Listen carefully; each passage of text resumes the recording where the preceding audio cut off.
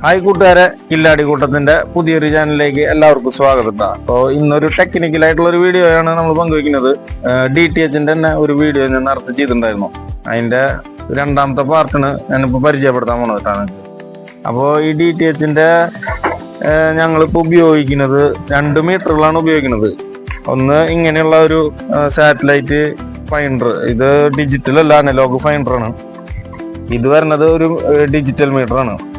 അപ്പൊ ഇതിന് ഏകദേശം ഒരു 4500 രൂപ 5000 വരെ അടുത്ത് വില വരുന്നുണ്ട്. ഇത് നമുക്ക് ഒരു 350 രൂപയാണ് മാർക്കറ്റിൽ വില വരണുള്ളൂ. അപ്പൊ ഞാൻ ഇങ്ങനെ ഒരു മീറ്ററിനെ നിങ്ങൾക്ക് പരിചയപ്പെടുത്താൻ വേണ്ടിയിട്ടാണ് ഇന്ന് ഈ വീഡിയോ ചെയ്യുന്നത് കേട്ടോ.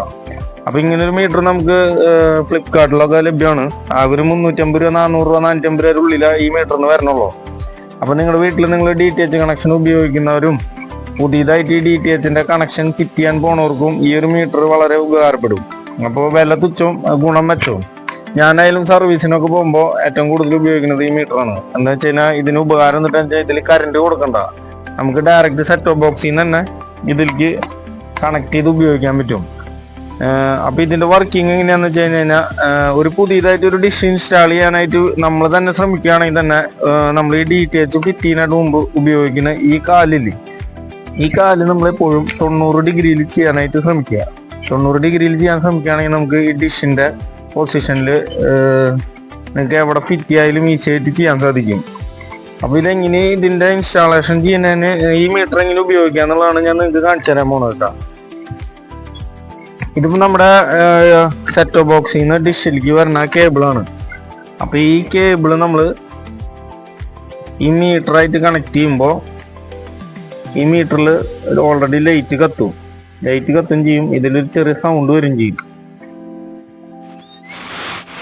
അപ്പൊ ഈ സൗണ്ട് വന്നതിന് ശേഷം നമ്മൾ ഇതിന്റെ അപ്പുറത്തുള്ള ഈ കേബിള് നമ്മൾ ഈ LNBFിലേക്ക് കണക്ട് ചെയ്ത് കഴിഞ്ഞാൽ LNB ഗുണമുള്ള LNB ആണ്, അല്ലെങ്കിൽ കംപ്ലൈന്റ് ഇല്ലാത്ത LNB ആണെന്നുണ്ടെങ്കിൽ ഈ ബീപ്പ് സൗണ്ട് ഒന്നും കൂടി ശബ്ദം കൂടും. അത് മാത്രമല്ല, അപ്പൊ നമ്മൾ എന്ത് ചെയ്യണമെന്ന് വെച്ച് കഴിഞ്ഞാൽ ഈ ബീപ്പ് സൗണ്ടിനെ ഒരു ചെറിയൊരു സൗണ്ടിലേക്ക് ക്രമീകരിക്കുക. അതിനുശേഷം നമ്മൾ ഈ കൈ ഇതിന്റെ മുന്നിൽ ഇങ്ങനെ ഓടിക്കുകയാണെങ്കിൽ LNB നല്ലതാണെങ്കിൽ അതിൽ ബീപ്പ് സൗണ്ട് വരും. അങ്ങനെയാണ് നമ്മൾ ഈ LNB കംപ്ലൈന്റ് ഉണ്ടോ ഇല്ല എന്നുള്ളത് നമ്മൾ തിരിച്ചറിയുന്നത്. അതിനുശേഷം നമുക്ക് ഈ ഡിഷ് ഓരോ പൊസിഷനിലേക്ക് ചേഞ്ച് ചെയ്യും തോറും ഓരോ സാറ്റലൈറ്റ് വരുന്നതിനനുസരിച്ച് അതിന്റെ ബീപ്പ് സൗണ്ടിൽ മാറ്റം വരും.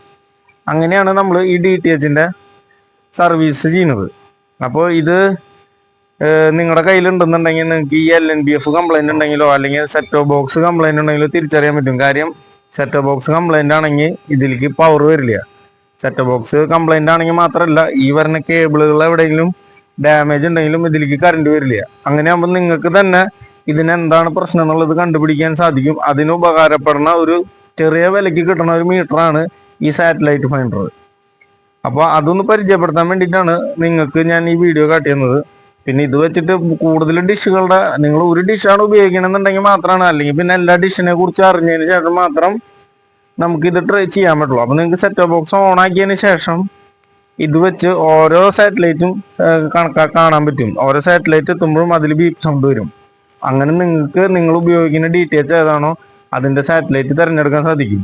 അത് കുറച്ച് ക്ഷമയോടുകൂടി ആദ്യമായിട്ട് ചെയ്യുന്നവരാണെങ്കിൽ കുറച്ച് ക്ഷമയോടുകൂടി ചെയ്താൽ എളുപ്പം സാധിക്കും. അപ്പൊ ഞാൻ പറഞ്ഞ കാര്യം നിങ്ങൾ പ്രത്യേകം ശ്രദ്ധിക്കുക. ഇതിന്റെ ഈ പൈപ്പ് വരുന്നത് എപ്പോഴും നിങ്ങൾ 90 ഡിഗ്രിയിൽ തന്നെ അടിക്കാൻ ശ്രമിച്ചാൽ മാത്രമാണ് നിങ്ങൾക്ക് ഈസിയായിട്ട് ചെയ്യാൻ പറ്റുള്ളൂ. അല്ലെങ്കിൽ ഇതിന്റെ ഈ LNB ഇരിക്കുന്ന ഈ പൊസിഷനുകളൊക്കെ ചേഞ്ച് വരും. അതുകൊണ്ടാണ് അത് 90 ഡിഗ്രിയിൽ തന്നെ ചെയ്യാനായിട്ട് നമ്മൾ പറയുന്നത്. അപ്പോൾ ഈ